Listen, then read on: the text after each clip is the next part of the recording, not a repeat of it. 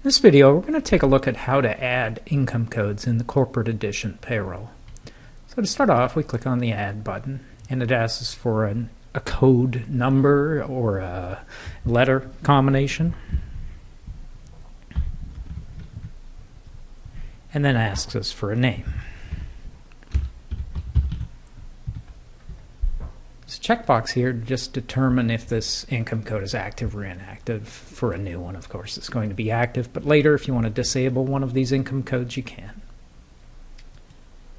You can indicate what type of income code this is. So if it's a regular pay type of income code or overtime, vacation pay.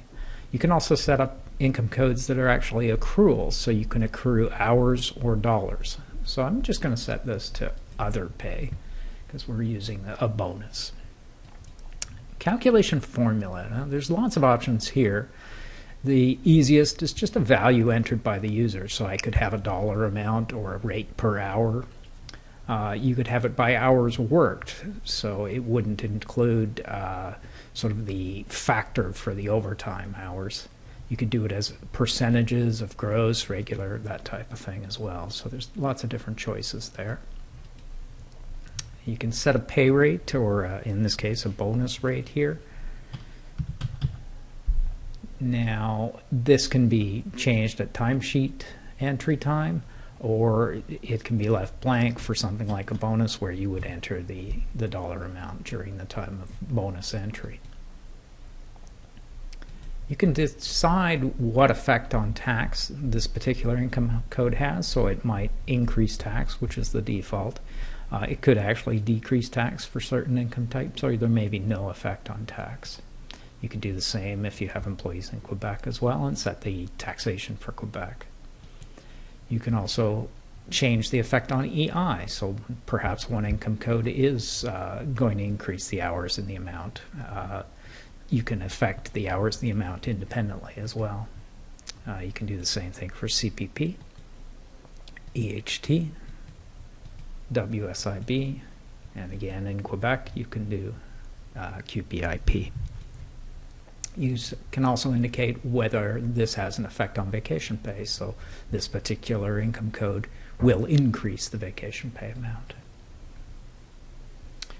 There's a few other options for income codes. You can use a non-periodic payment calculation. Now this is normally used with bonuses, and it will basically try to average out the pay over the year and work out the tax that should be deducted, rather than just lump the bonus into the current pay run and it will, would have overtaxed. So if you say it's a non-periodic payment, it'll take that into account. If this was a specific income code with a rate and a factor, you can tell it to enforce the rate here. So no matter what the employee pay rate is, if I use this income code, I want this rate to be used. So that's an option on the income codes. You can have default accruals when you're starting up a new payroll, and this checkbox will say this is to be included in that default accrual list, and whether or not it's to be included on the pay stub. On the right-hand side, you can determine which boxes on the T4, RL1, or T4A slip that this particular income code will go in. So if this was just like regular employment income, we would put it in box 14 of the T4. We can also have it be placed in, say, another box. If this was perhaps like a commission amount or something like that, I could put it in box 42 as well. You can do the same for your RL slips and your T4A slips. Other options are more to do with exporting of the data or importing the data into a general ledger package. So you can set the posting level that you want to use for this particular income code, and you can set the import or export codes if you're bringing in timesheets from another piece of software or you're sending the data to another piece of software. And that's pretty much it for an income code. If you take a look here, there's a few other ones already set up for us. When you first install the payroll, it'll set up some default income codes like regular pay, overtime pay at time and a half, And you notice with the overtime pay, we've got a rate factor here of 1.5. So if you put in 6 overtime hours, it knows to basically multiply the rate by the 1.5.